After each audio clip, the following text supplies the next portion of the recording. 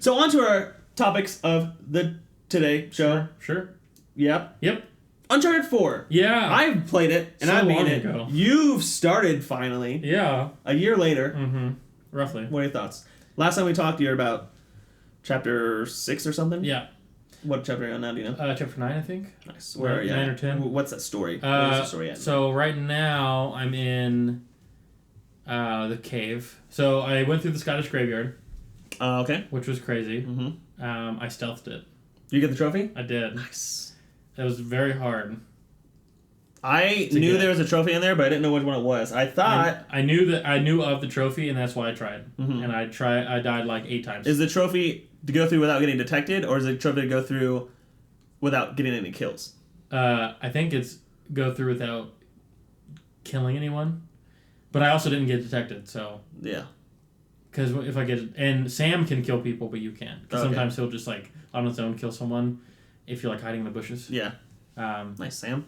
Murderer. Yeah. So it was all just, like, timing, and it took me a while. So now you're in Scotland. I'm in Scotland. I made it through the barracks or something, and then it showed me this cave on this cliff.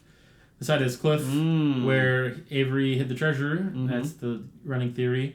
I've gone down into the cave a bit, and then I heard a cutscene between Nadine and Rafe. Mm-hmm. And then I am still going through the cave when I stopped. Okay.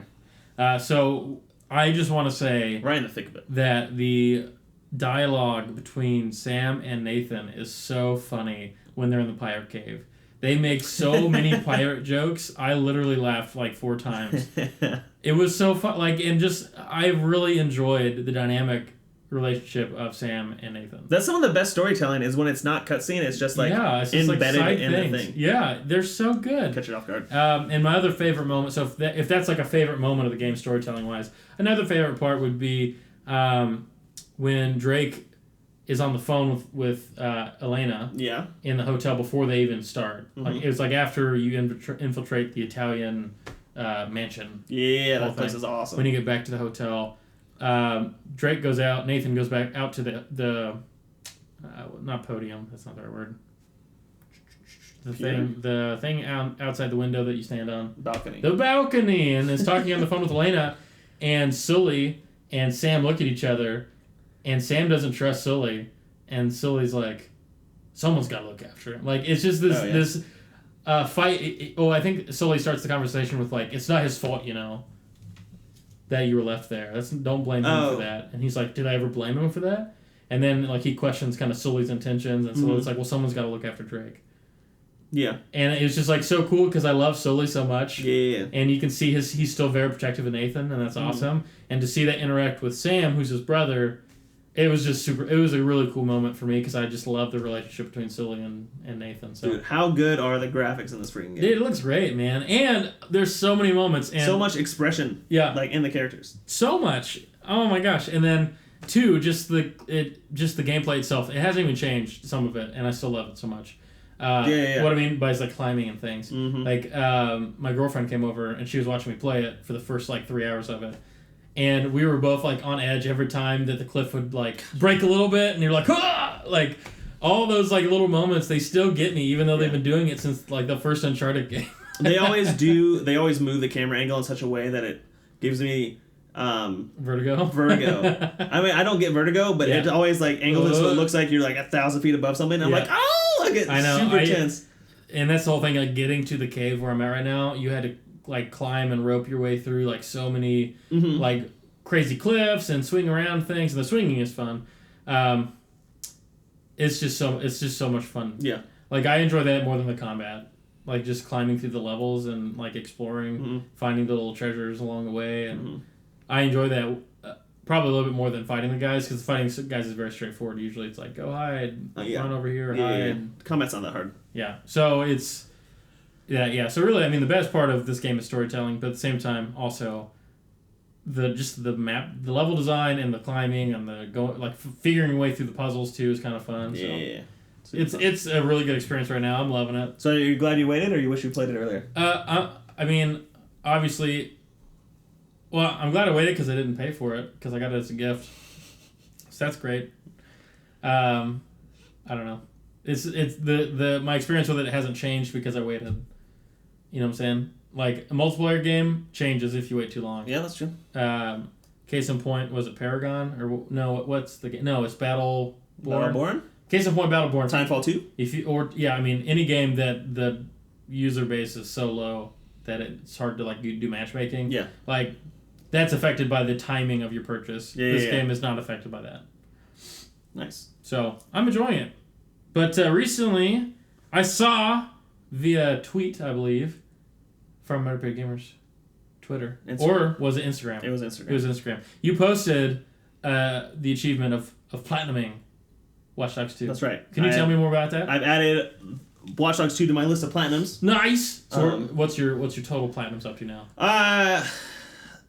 I have 100% on some games that don't have platinums, and then I think my platinum is like 5 maybe. I got Battlefield 1 and Watch Dogs 2. I've gotten 2 platinums in January. Yeah, it's like rural back to back. Ratchet and Clank was a platinum. I just looked through it, but I can't remember everything else. I have 100% in Gone Home, and some other ones I honestly can't remember. I just looked at them though. But Watch Dogs 2, as I've talked about it a little bit before, and I think it's like the perfect good game.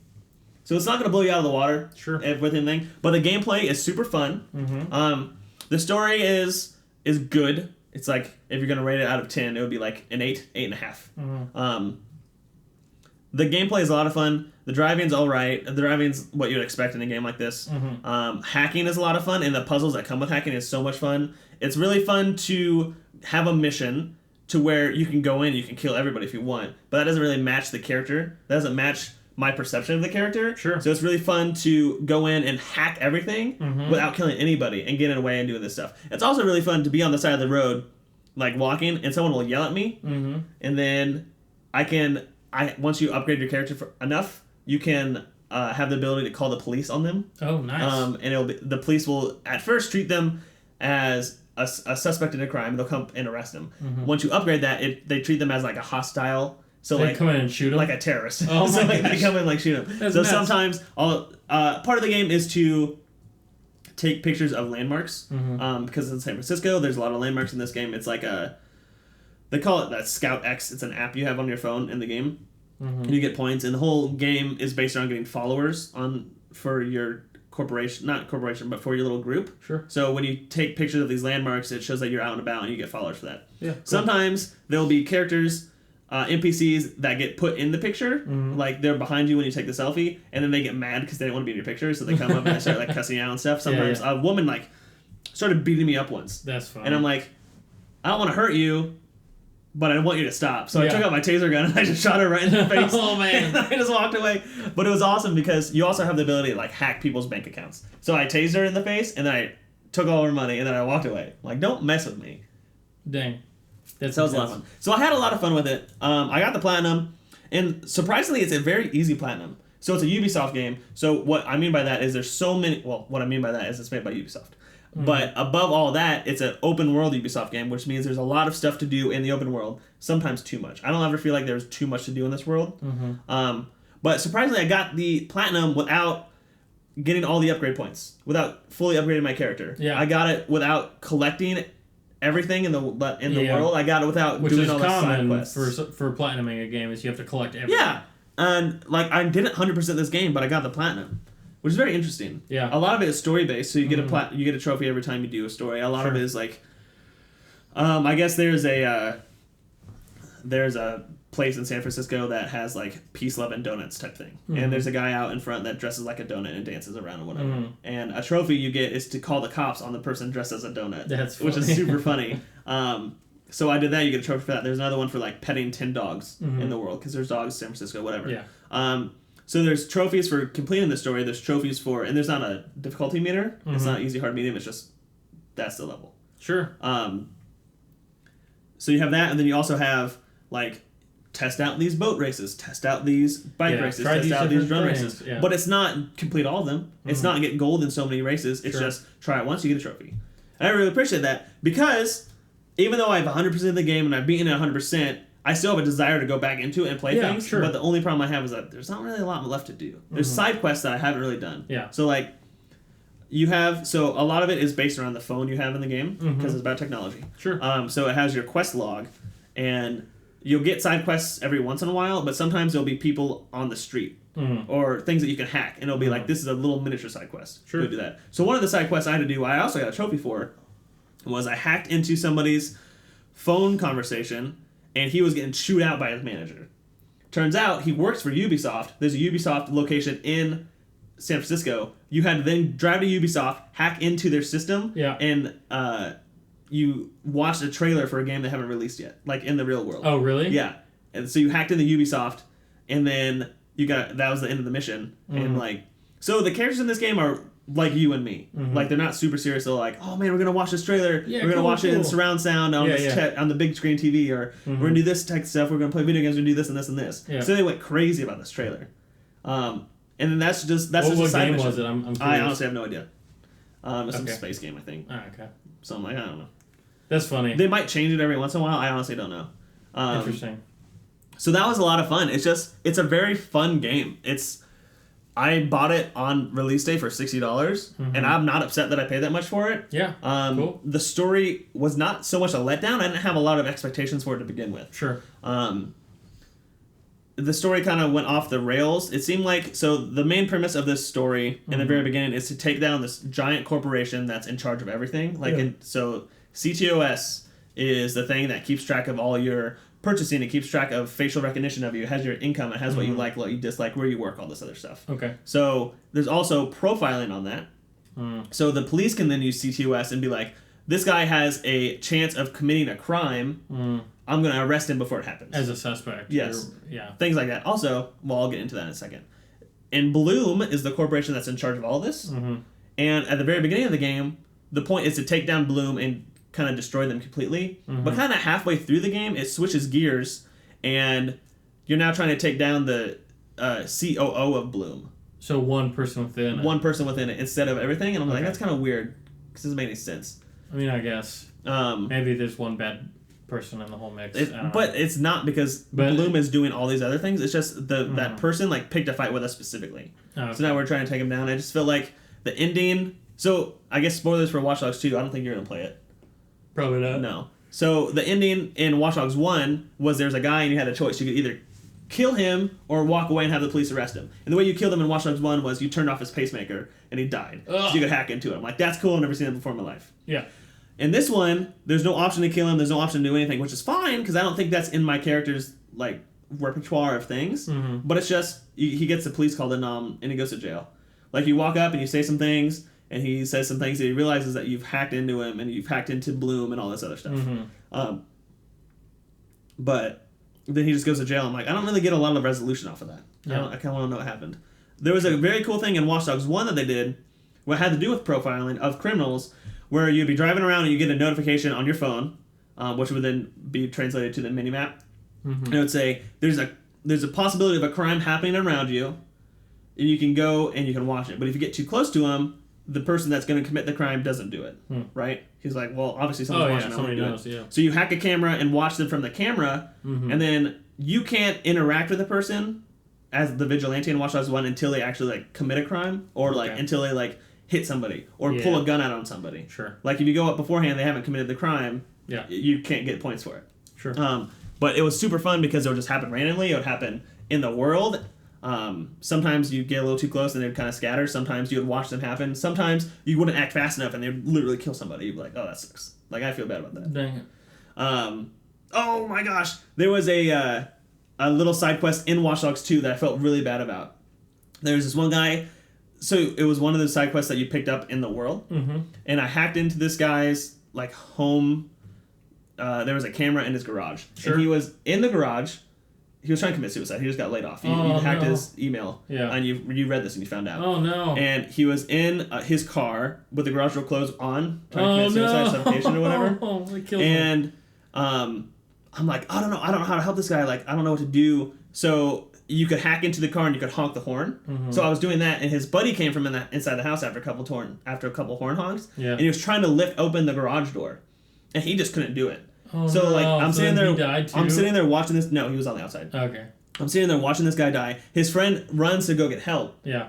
And then I realize a little bit too late that there's another camera in the room, and I could switch to that camera and then open up the garage door from that camera if the guy was helping me. But the guy was already gone, so I just had to watch this guy die because I didn't act fast enough. And I'm like, oh no, I feel so bad. Rough. But I had so much fun playing Watch Dogs 2. I highly recommend it. Mm-hmm. If you could pick up for the $45 mark, I think that's right on. $45? $60. I didn't. So I liked Watch Dogs 1. I had tepid expectations for Watch Dogs 2, and I think this exceeded my expectations. Oh, cool. So I would say for me $60. I think for the general populace, people that want a really fleshed out story, maybe $45. There's also an online component to this, and there's 2 or 3 trophies that deal with online, and it's like you hunt down other players in the game. So every once in a while, you'll get invaded by somebody that's also playing the game because you're always connected online. Yeah. And they'll be like, oh, they're hacking you. You have to go find them. You have to kill them, or you have to neutralize them. Yeah. And then there's also online matchmaking that you do inside the game, and it puts you in these games, and you hunt down bounties on these other people, and that's how you get trophies. Sure. But those were the last trophies I did. Was the online ones, and I had a lot of fun. The servers didn't seem to be that reliable, or there wasn't enough people playing online. Yeah. Which I would also guess because this game was 4 months old. Yeah. But I had a lot of fun playing Watch Dogs 2. I'm glad I got the platinum on it. It's super weird that I didn't have to do everything in it because I was expecting to do everything. But whatever. Happy fun times. It sounds like it's just a fun game. You know, it's not super serious. I mean, like when I approach some games, I approach it very seriously. Like Uncharted 4, I don't play if I'm going to be distracted. Yeah. Which really slows down me playing the game because I play a lot of times when I'm distracted. But I take it very seriously, and because you want to be invested. Because I want to be invested. I want to experience the story. Right. You know, I mean, when I played Final Fantasy 15 and Platinum it, I also didn't have to 100% everything. What I mean, they were like there was post game stuff I didn't do. Yeah. That there were no trophies attached to. And I do have some desire to go back and do some of those, especially with the DLC that's coming. But regardless, it just sounds like that was a fun game. That sounds good. Watch Dogs 2 was fun. I recommend it. Yep. Now, you wrote an article on our website. I did. That has articles about the Fire Emblem press conference. The Direct. I watched it 20 minutes late. I was so disappointed. I was trying to watch it right at 5 o'clock when it dropped, but I got to my house 20 minutes late. So I had to wait for it to be on YouTube, which took 5 minutes. Oh, yeah. And then it was up. So I watched it, and I wrote a summary and gave my thoughts for each of the games. So here are the major announcements. Just giving you guys a summary, our listeners. If you listen to podcasts exclusively because you hate reading, welcome. Welcome to the medium, and I'll talk about some of these things. Also, Fire Emblem's awesome. Fire Emblem is a good series, and Tony's been trying to get me to bring in Birthright, and I haven't yet. You keep forgetting. And well, here's the thing: I didn't forget today. I didn't bring it because I want to play it. What? I literally pulled it out and started charging it today. It's because of Fire Emblem Direct, man. That's what made me do it. Just wait until February 2nd. No. Okay, so here we go. Number 1, Fire Emblem Shadows of Valentia. Echoes, which is a complete remake of the Nintendo game Fire Emblem Gaiden. That's what it was called. I don't know anything about that. So it's a complete remake of it, but it keeps some of the features that were in the original game. So it was Japan exclusive. It was a Japanese exclusive game. In the U.S., this new version of it is coming out on 3DS, and there's going to be amiibos released with it with the main characters. Well, the thing that makes this Fire Emblem unique over others is that there is dungeoning in this game. Yeah, you can run through a dungeon and you run into... this was the first game to do that, so they're remaking it. So that's one of the things that made Gaiden unique was that. And so we're going to get dungeoning going with this, where you're like literally running around as third person, then you run into somebody, and then you battle them on the tactics screen. You know what I'm saying? So it's like third person running? So it's like you run around a dungeon as a character, and then when you find an enemy, it goes into the above the map, like actual combat. Did they show gameplay of that? Yeah, they did. Okay, I didn't see any. Interesting. Yeah. Well, they did with Gaiden. Actually, no, I think they did of this game. For lunch? The new one. I think they did. So out of all the three, this one made me the most excited, I think, because it's a Fire Emblem that we haven't had access to before unless you knew Japanese. I don't. Or bought a game that was like edited or ported like online. I guess you could have found one, but that all sounds sketchy and not giving Fire Emblem its due.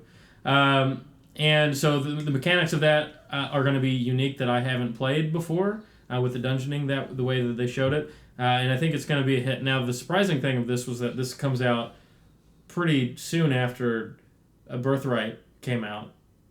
I mean, like a year. Right? Yeah, it's been a year, and usually it's longer than that for Fire Emblem games. Yeah, they've been putting them out. But again, this is a remake, so it's not like it's super hard to... True. Well, yeah. Well, I mean, it's hard. It's a remake from the ground up, but they don't have to remake the story or any of the characters. They're just like rendering them in a new way. Mm-hmm. So I'm excited about that one. The second announcement was the Fire Emblem Warriors gave an extended trailer, more than what was announced at the Nintendo Big thumbs Switch down for this one. Announcement. It's going to be based off of Koei's Warrior series. So if you play Dynasty Warriors or Samurai Warriors, Hyrule Warriors, Dragon Quest Heroes. Yes, it's going to be that sort of game with masses of enemies, and you just plow through them with your combos and your heroes. I've never played those games, and they've never been interesting. You know, on PS2, I played Dynasty Warriors 4 all the time. That's like my favorite game for a long time. Yeah. And it was just fun to pick up and play. I bought 2 other ones, and the gameplay never changes, so I kind of got tired of it. But, you know, it's one of those games. I liked Dynasty Warriors a lot because it was historically background. Yeah. So I learned some of Chinese history through that game. Nice. Like the Three Kingdoms period is an feel actual period of history that you play the Chronicles. battles of. So it's kind of cool. Now they're ridiculous and blown out of proportion. Yeah. But, like, you learn some of the names and the characters, and when I went to China, I was like, dude, I know this. I know this place. From a video game. Ah! So it's kind of cool. So it's coming out quarter 3 of this year. 2017? Supposedly, yes, 2017. It's going to come out on the Switch and the 3DS, which is an interesting move. That is interesting. I thought... That makes me think that on Switch it's not going to look that nice.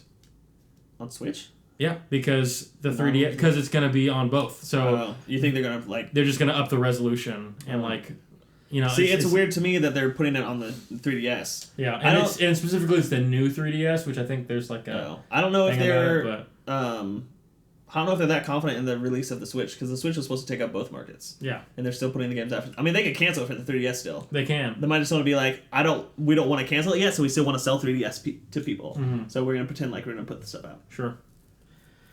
So, I don't think this is going to be a must-have.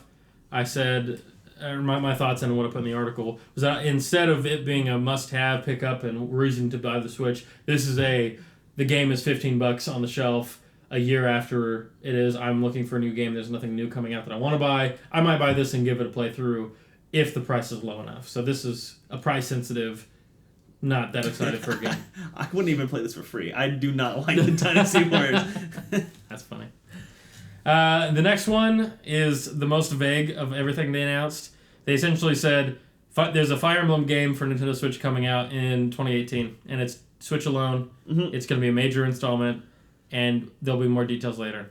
It was like 10 seconds. Man, I can't wait to play Fire Emblem on the go. Yeah. Oh, wait a second.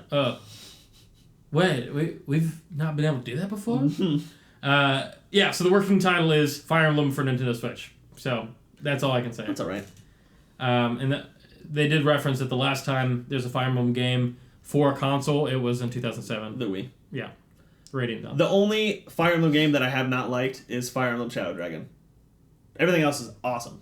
Why didn't you like Shadow Dragon? It was a weird mix of, like, character art in 2 dimensions and 3 dimensions and battle animations. I could not get it. It was the battle animations that really turned me off.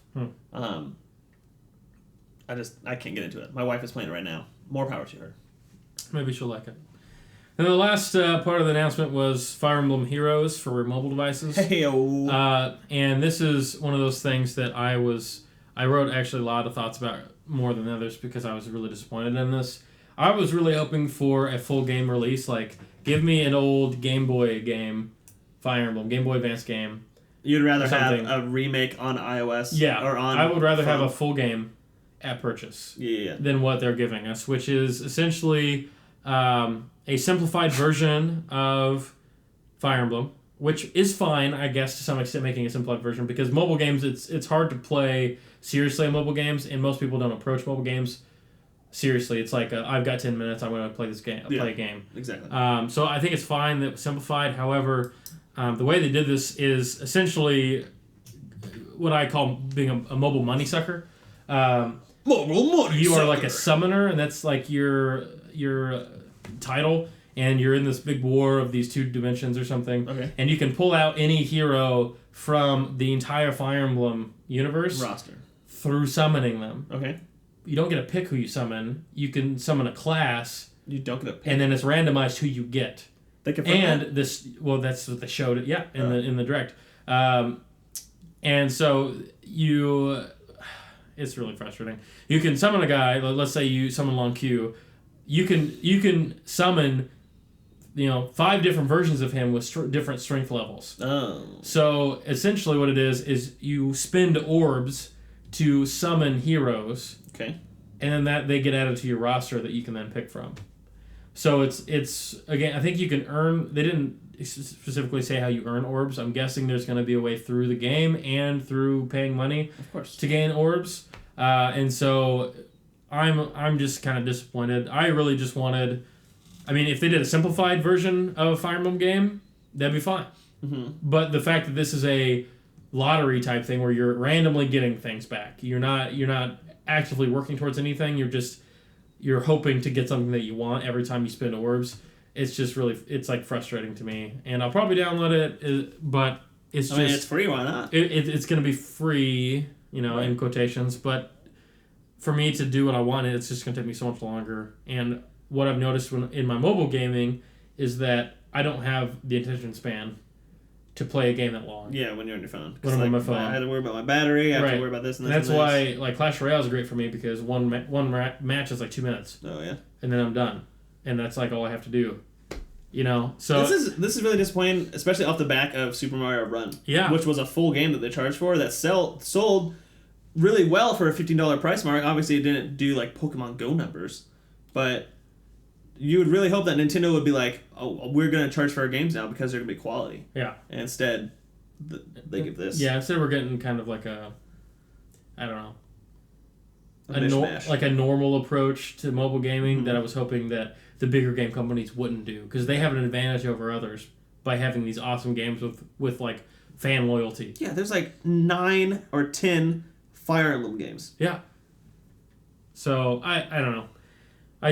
My last line in my thoughts was I'll probably still play it, but with a somber spirit, thinking of what could have been, because the idea of playing without doing an emulator and downloading an emulator, playing an old Fire Emblem game would be great, because then I can pay them for what they've done, which is nice, which is what I want to do. So I mean, how do you tell them that you want this but you don't want it for free? Because you download it and you say I want this game, but that's also saying this is a good price.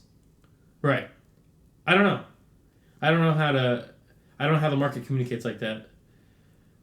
I mean, tweeting, right? I mean, there's always like direct communication, but even that, I mean, they're going to do what makes them money. They're a business at the end of the day, and this is probably a more profitable model than a buy once, get the whole game. I bet it is. And that's probably why they chose to do it this way. I'm just a little bit disappointed that they did it. So... anyways, if you want to check out the actual video, I did post at the bottom of the article a link to the actual video, so you can check that out if you go to underpaidgamers.com. Ayo. You can do that, and you can leave comments there too. Nice. So, yeah. That's what we got today. That's what we got for today. So, if you'd like to talk to us, give us some feedback, if you want to comment, give us hate mail, whatever it is, here are the different ways that you can contact us. Number 1, you can tweet at us at upgamerspodcast. That's right. You can send us an email, underpaidgamerspodcast@gmail.com. That's right. You can go to the website, leave a comment, underpaidgamers.com. You can go to YouTube, subscribe to our channels there. Channel there. You can go and see our spliced up versions of episodes between topics. Tony does that sometimes, which is really good. I know some people like the breakups because they know exactly what they're... People love breakups. So, like Taylor Swift does too, right? Yes. Yeah. So you can go to there, subscribe. Please give us some comments, some likes, share us with your friends. We got an Instagram. Go check that out. Ayo. Anything else? And you're listening to us on either SoundCloud, iTunes, Google Play Music, Stitcher, or a podcast service of your choice. Yeah. And so if you would kindly, please give us a rate there. Give us a comment. Help Rating, us out. follow, subscribe. Yep, all those things. Messages. We would appreciate it. We appreciate you, listener. We do. We really do. We're glad you're here. Welcome. And goodbye. Let's start over all over. So yeah, we'll see you guys next time. See ya.